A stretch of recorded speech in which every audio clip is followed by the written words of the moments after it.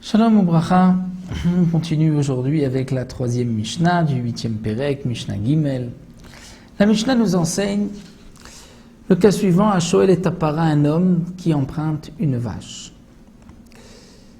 Comme nous l'avons vu, si la vache meurt, le Shoel est responsable et devra rembourser au propriétaire le prix de la vache. À Shoel et Tapara, il a emprunté une vache, Veshil Chalo. Le propriétaire a envoyé cette vache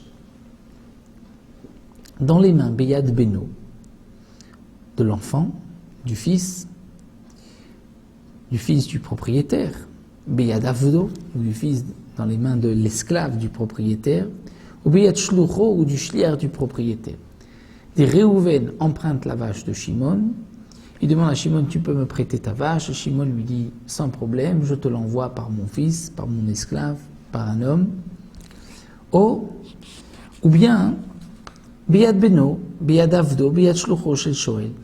Shimon envoie cette bête par l'intermédiaire du fils de Réhouven, de l'esclave de Réhouven, ou d'un homme qui avait été mandaté un shliach de Réhouven, Vameta. Et la bête est morte en chemin avant d'arriver dans les mains de Réhouven. Quel est le din patour? Il est patour. Pourtant, le Shoel est responsable, même si la bête meurt. C'est que dans ce cas-là, la bête n'est pas encore arrivée dans les mains du Shoel de Réhouven, et c'est donc pour cela qu'il est patour. Alors bien sûr, on ne parle pas dans le cas où Réhouven a mandaté un shliach pour prendre la bête, parce que dans ce cas-là, effectivement, dès que la bête est dans les mains du shliach, Réhouven est responsable. Mais on parle d'un homme qui travaille chez Réhouven, donc Shimon lui a demandé: tu peux apporter cette bête à Réhouven, la bête est morte en chemin, il est patour.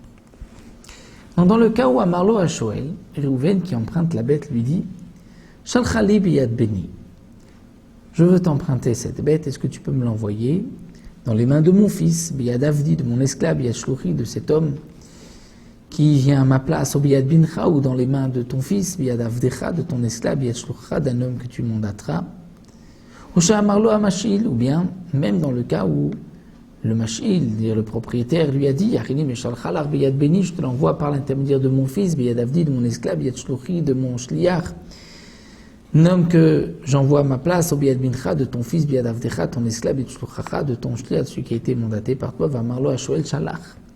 Et le Shoel lui dit: oui, tu peux envoyer. Veshilcha, il a envoyé, va mettre la bête est morte en chemin, la chayav, il est chayav. Et on comprend pourquoi, puisqu'étant donné que c'est le Shoel qui lui a dit: envoie-moi la bête par l'intermédiaire d'un tel, ou que le propriétaire lui dit: je t'envoie, et que lui a dit: oui, envoie.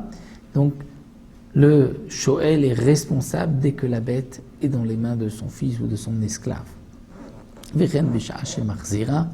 la Mishnah continue, nous dit: de même, lorsqu'il va rendre la bête, le din sera le même, c'est-à-dire que lorsque il renvoie la bête, tant que la bête n'est pas arrivée dans les mains du propriétaire, le Shoel est responsable si la bête meurt. Donc bien sûr que dans le cas où le propriétaire lui dit: envoie-moi la bête par l'intermédiaire de mon fils, de mon esclave, si la bête est morte, là il est patour, puisque c'est le propriétaire qui a dit: envoie-moi par l'intermédiaire de mon fils. Donc c'est comme si il avait déjà reçu la bête lorsque son fils reçoit la bête.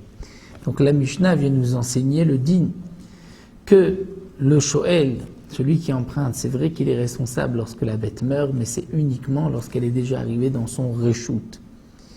Mais tant qu'elle n'est pas arrivée dans son domaine, c'est encore la responsabilité du propriétaire.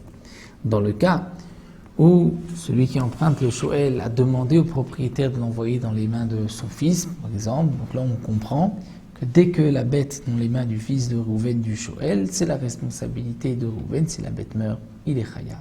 Et inversement aussi, au moment où il vient rendre la bête.